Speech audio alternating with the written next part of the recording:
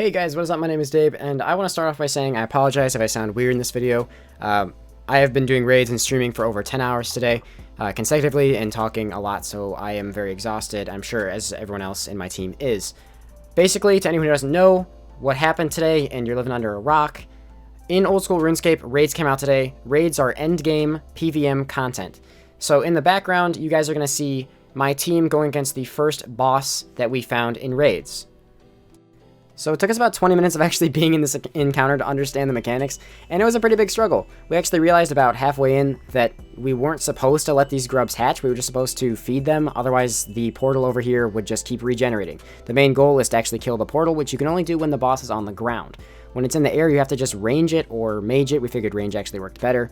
Until it is on the ground, then you shoot the portal a couple times. So the entire time you have to have people running around with the flowers. We also found out pretty quickly about the general structure of raids. There seems to be a few mini-bosses per floor, or kind of mini-boss encounters, which are all actually quite difficult. And then, in the end, you actually end up fighting the same boss every time, which is the Great Olm. Towards the end here, though, we did figure out what to do, and as you can see here, I'm picking the flowers and everything. I'm just going to tell you guys kind of our first thoughts of raids, as well as the boss encounters we went through. It was very, very tedious, especially because we took Iron Men with us. Our first group consisted of 7 people, and our second group consisted of 6. We didn't really... Our first raid we struggled with a lot. It took us about 4 hours. But then after that, our second one took us about 2.5 hours. We were actually doing a third one, but then everyone just kind of got really frustrated, and we decided we were just going to call it for the day, and we're going to do it again tomorrow. As you can see here, though, the boss goes back up in the air. We actually figured out everything at this point, or at least we thought we did, and this is how we're doing it right now. Obviously, there's no meta methods yet, so we don't know. But the boss goes up in the air for the final time, and then once it lands again, you can hit the portal. Once it hits the portal, bam, there you go, boss encounter over. So this was our first boss, and we were pretty excited about it. So the next encounter we got was actually the Vanguards. The way this boss works is actually fairly simple. You basically just have to have people on each one of them, and they have to stay within relatively near health of each other. So we actually got this one down on our first try. We also got Vespula down on our first try, but it was much more agitating. This one was very simple. They just go down, they rotate, as you can see right there. We just used range almost the entire time and found that it worked fairly well. Now obviously, this boss might be more difficult depending on your coordination. We were all in Discord, so we didn't really have too much of a problem coordinating who was hitting what. But this boss, compared to Vespula as our first one, was much easier because the mechanics are a lot more manageable for us. Especially since we had 7 people, we just had 2 people on each one and then 3 on one of them. As you can see here, we were kind of trying to figure out, oh, should we all be switching on one of them if it's a lot higher than the other ones? We eventually decided that that's actually not the best way to do it, and that it's probably better just to wait in your respective area so that you don't even get hit by multiples. I think we actually did end up getting the same 4 mini-bosses in our first and second raid, which is kind of lucky. Although we didn't really have too much trouble with Tecton when we did that in our third one before we rage quit on the 6th mini-boss that we just were all struggling with. So we'll all have to figure that out before we do it again. But this one, very simple. Just keep them the same health. Otherwise, if they get too far apart in health, they just heal back to full, and you basically have to start the entire encounter over again. One other thing I'm going to mention, it's kind of hard to see because sometimes my OS buddy is blocking it, but as you can see in the top left right here, there's points. The reward system is still a little complicated, that we don't fully understand if there's a certain amount of points you have to reach, but we do understand that more points means more rewards, and more total points means better rewards as well. Every time someone dies in your group, it's detrimental to you and your entire group if one person dies, because all of your points go down. Your total points go down, which negatively affects your rewards as well. Which, by the way, just throwing it out there, you're probably going to be pretty shocked if you weren't doing raids yourself or watching people do raids when you actually see just how bad the rewards are without rare drops. Keep in mind, this was our first run, so we did have horrible points, but they were pretty freaking awful. Woo! Whoa. That was much easier than Vespula. After we finished killing that boss, we actually were able to go down to the next floor, but as you can see, there's some herbs that you can rake here, and that's how you get the seeds to make the potions. So our first boss encounter of the second floor was actually really easy. It was the Mutadiles encounter. We didn't really have any problem with this. All we did was have our people with axes chop down the meat tree. I know we were beating the meat tree. I get it. Ha ha ha. I'm sure there's a joke there. But there's a small Mutadile in the room, and you can actually see we're getting hit from some giant, like, mage-looking attack from the river that's on the other side of the room. Basically, if you don't kill this meat tree, the little mutadile will just constantly keep healing. So once we killed it, the little mutadile died, and then the big one came out of the river. It was pretty tank and spank. This actual fight seemed way easier than the other ones we did, and once again, we did it on our first try and had no problems with it whatsoever. We weren't really sure what style to use, because every single style seemed to be hitting pretty damn accurately against it. Turn your prayer off if it's not hitting you. Save your prayer if it's not hitting you. Yo, I might be getting... It's almost dead already. This was really easy. Is this seriously it? Maybe try walk under, like just... Oh God! Someone got bodied! Holy fuck. Oh my god, alright. Yo, overloads! Yeah. Nice. Oh, I can't pick it up.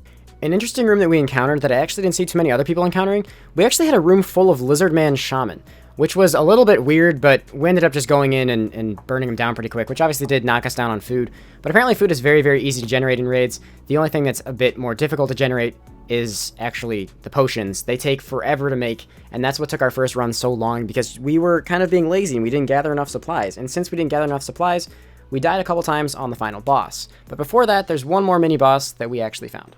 So I'm pretty sure that since most other teams were encountering 2 mini bosses per floor, that the Lizardman Shaman room was supposed to count as our second mini boss room. I mean, there were about 4 or 5 Lizardman Shaman in there, so that kind of does make sense as they are considered mini bosses in the actual game. Was a little weird though. The next room we had was actually the fire making room, which basically all you have to do is get tons of kindling and then light these little braziers. It's really not all that complicated. Fighting this thing, we weren't really sure what to do. We didn't take much damage, but it just took forever to kill it. We weren't doing much damage to it either. Chances are you probably have to use fire spells, but none of us brought fire spells with us, as this was our first run through. But we did eventually get it down. I figure you probably have to do something to get a higher max hit on it. Maybe we were just doing it wrong. And then we just headed on.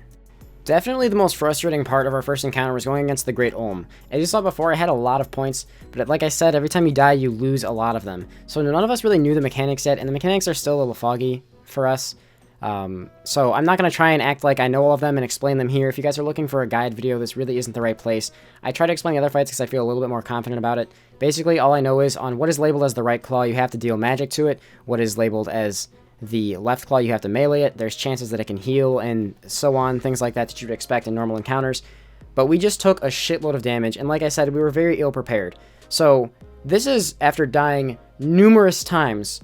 We were finally able to kill it. Although our loot was awful, we had accepted at this point that our loot would be awful. We just wanted to get our first kill done, and we were very happy when we finally did. I don't care. 3,000 points, so like... What? Wow. Yeah. Come on, man. See, this is why I should play on my main. I'm leeching. Yeah, if you guys are on your Iron Man, it might just be better going your mains next time. Yes! Yes! We kicked them. 4 hours and 16 minutes! Jesus Christ! God. Never again am I gonna do 4 raid. 1,200. Never again am I doing another. I got raid. 3 DFS. What do I get? Oh my god. So in our second time in, which we took about a 10-minute break and then went back in with 6 people because Ninja had to do something in real life, so we decided we just go in with 6 and see what happens. We got this room, which is like a thieving room. Basically, you just run around and you have to find these little grubs and then just put them in a trough. And it was actually really, really simple. We really overestimated the difficulty. We thought there would be like encounters, you'd have to fight things. It was actually quite simple. Our mini-boss encounters per floor were, I'm almost exactly certain that they were the same. So that was very interesting as well. We didn't actually get Tecton our first 2 runs. We did have Vespula and the Vanguards on both runs, as well as the Mutadiles. Oh, I don't even get any for putting these in. It's about to change. Oh, it's fault. Get ready. Are we meleeing it or what? Yo, wait. Is this a boss? Wait, No, I think. No, it's not. It's gonna slip. Oh, is it just done? Yeah. Oh, I thought we'd have to kill it. Oh, think well, we're that just was Cavern grub. Oh, I thought we'd have to kill it. Alright. So then we were at the Great Olm once again. We had a much better idea of how to do the boss this time, though. So this is actually phase 4 already. I skipped the first parts because, once again, I'm not trying to make this to show you guys a guide, just kind of like my first encounters of raids. As you can see, by this point, everyone on my team had pretty much died. This was after our first time in. Everyone had died off by this point. I was the last one left. So we also did figure that bringing ruby bolts, those of you who aren't aware, the price of ruby bolts is skyrocketing because of this. They are amazingly useful in this raid. You can hit the Great Olm for 200s or over 200s with ruby bolts, and it's extremely helpful. So by this point, everyone realized, okay, the boss is low enough percent. If people have died multiple times, I was just looting everyone's like brews and shit that were on the ground because I was like, you know what, fuck it, I kind of want to try and not die again. And it was low enough percent that we could have just done it by running in with food. So we just kind of had everyone come back in and finish it off, and I'll just cut to live commentary for that. Food juice, I'm coming back. Yeah, I got food juice as well. Alright. Yo, regroup. Don't rush in, guys. Stop. No more rushing in. Wait, it's You almost die? dead. It's at 4. It's at 3%, dude. 4%? Alright, yeah, I'm coming back. Fuck this. I'm coming. Please tell me I can pick up a Xerix 8 or something on the ground Yeah, right I'm now. coming back. There's no point. If Please I die at 4%. It's at 0.8%. Please die. Yes! Nice. 17k! Oh, 17k points. 4. damn, that Okay. race took 2 hours. 7K. 17k. I had 17k. I didn't die that whole time we went in. I was just... All 7K points this Please! Please! Let me see what I get, Oh. man. I got 5k. dude. 2. I got a dark relic. Is that a thing? Oh, that's terrible, dude. I got 5k I got points is 67 Lantodimes and a dark relic. I have no idea what a dark relic is. Damn, I got It 6 gives you Renawi XP for any skill, and 21 like Ruby. combat skill. Bad. I feel like this is a nothing. 5k is so ass. That was like fucking 17k points, are you serious? Damn, dude. So that thing I got that I thought was amazing ended up just being combat XP as well. I'm probably going to be streaming this again tomorrow. If you guys enjoyed this video, feel free to like it up and subscribe and check out everyone else's channel in the description. I'll see you guys next time. Peace out.